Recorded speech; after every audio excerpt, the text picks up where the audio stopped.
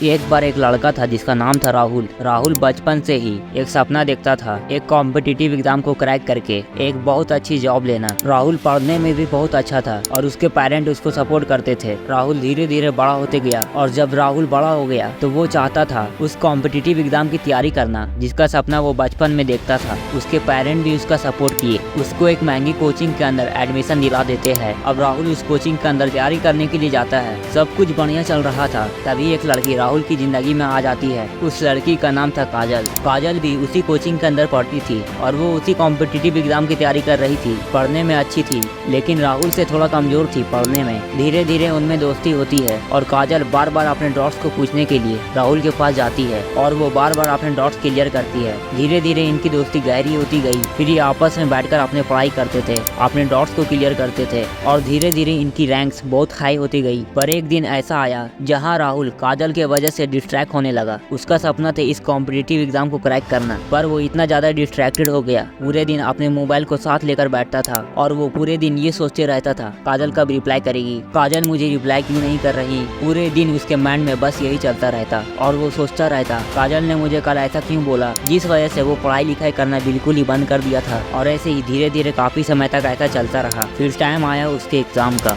Exam उन दोनों ने दिए और जब रिजल्ट आया तब सब शॉक हो गए, क्योंकि वो जो काजल थी जो राहुल से पढ़ने में थोड़ा कमजोर थी, उसका तो सिलेक्शन हो गया बट राहुल का सिलेक्शन नहीं हो पाया। और ये क्यों हुआ? क्योंकि राहुल बहुत ज़्यादा डिस्ट्रैक्टेड हो गया था। ये कहानी कोई राहुल या काजल की नहीं है, ये कोई लड़का या लड़की की नहीं है। न जाने ऐसे कितने स्टूडेंट हैं इंडिया के अंदर जो कि इस प्रॉब्लम को फेस कर रहे हैं, जो कि इस वजह से अपने गोल को खो देते हैं। तो चलिए जानते हैं इस प्रॉब्लम से बाहर कैसे निकले और इसके सॉल्यूशन क्या है। दुनिया में एक शब्द है, वो शब्द जिसको समझ में आ गया उसके जीवन की 90% परेशानियां खत्म हो गई। Hi everyone, welcome back to our channel. और आज हम बात कर रहे हैं डिस्ट्रैक्टेड फ्रॉम अपोजिट जेंडर, चाहे वो गर्ल्स हो या बॉयज़ हो। इतने सारे स्टूडेंट ऐसे हैं। जो स्टोरी अभी मैंने सुनाई ना, वो कोई एक स्टूडेंट की नहीं है। इंडिया के अंदर ऐसे कितने स्टूडेंट हैं जो इस प्रॉब्लम को फेस कर रहे हैं। और तुम्हें पता है उन सब की प्रॉब्लम क्या है? कि भैया मैं इस वजह से पढ़ाई नहीं कर पाता हूँ या कर पाती हूँ, जिनकी वजह से आपका गोल, आपका सपना जो आप बचपन से देख रहे हो और जो आपके पेरेंट्स देख रहे हैं, वो सपना कहीं ना कहीं अधूरा रह जाता है। तो चलिए जानते हैं कि इन प्रॉब्लम से बाहर कैसे निकले और इनका सॉल्यूशन क्या है। तो इसमें से पहली गलती है, आप किसी के रिप्लाई का वेट करते रहते हो। आपने किसी को मैसेज किया, 2 घंटे हो गए लेकिन अभी तक कोई रिप्लाई नहीं आया, आप वेट करते रहते हो। दूसरी गलती, आप बहुत ज़्यादा इमोशनल हो जाते हो। आपसे किसी ने प्यार से 2 शब्द बात कर लिया तो आप इमोशनल हो जाते हो और उसके पीछे अपना पूरा दिन खराब कर देते हो। तो चलो मैं बताता हूँ इन चीज़ों से बाहर निकलने का प्रैक्टिकल सॉल्यूशन क्या है।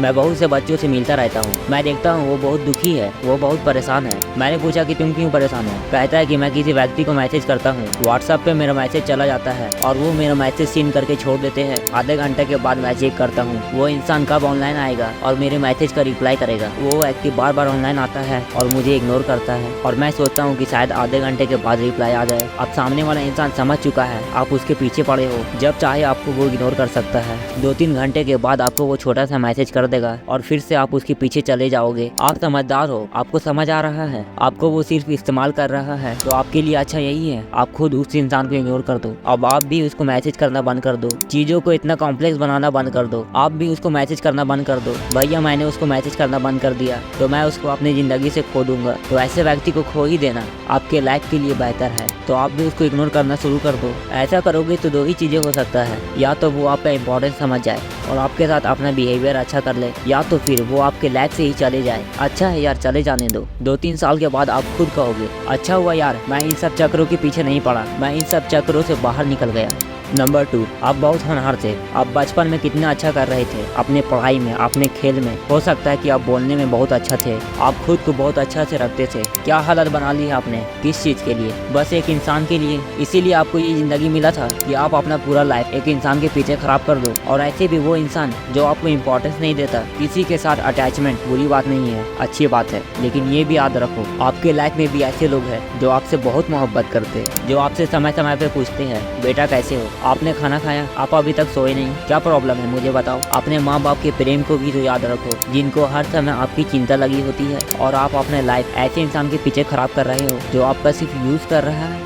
एंड लास्ट नंबर 3, अपने गोल्स को पूरा करने के लिए अपने सोसाइटी से गायब हो जाओ। आने वाला कुछ महीना आप भूल जाओ कि आपका इस दुनिया में कि आपका कोई है। भूल जाओ अपने दोस्तों को, अपने बॉयफ्रेंड को, अपने गर्लफ्रेंड को। कोई कहीं नहीं जाने वाला, जिसको रुकना होगा वो रुकेगा। बस कुछ महीनों के लिए अपना सारा दरवाजा बंद कर दो, दूर चले जाओ इन सारी डिस्ट्रैक्शन से। बस कुछ महीनों के लिए आप अपने आप को अंडरग्राउंड कर लो। बस आपको अपने काम से मतलब होना चाहिए, बाकी दुनिया के किसी भी चीज से नहीं। ये 2-4 महीने के लिए अंडरग्राउंड होना कोई बड़ा बात नहीं है। आपको लग रहा होगा कि ये बड़ा बात है, लेकिन आप ये भी तो सोचो, ये सेक्रीफाइस आप किसके लिए कर रहे हो? किसी और के लिए या अपने फ्यूचर को संभालने के लिए? आपके और आपके सपनों के बीच में कोई नहीं आना चाहिए। आपने इंस्टाग्राम और फेसबुक की दुनिया से बाहर आओ और 2-3 बजे तक जग करके उस लड़की या लड़के से बात करना बंद कर दो। अपने आप से, अपने लाइफ से कॉम्प्रोमाइज करना बंद कर दो। सेल्फिश बन जाओ। अपने लाइफ, अपने गोल्स, अपने फैमिली के बारे में सोचो, और जो भी चीज आपको अपने सपने से दूर ले जा रही है उन चीजों को खत्म कर दो। ये वीडियो आपको कैसी लगी मुझे कमेंट बॉक्स में जरूर बताइए। मिलते हैं नेक्स्ट वीडियो में।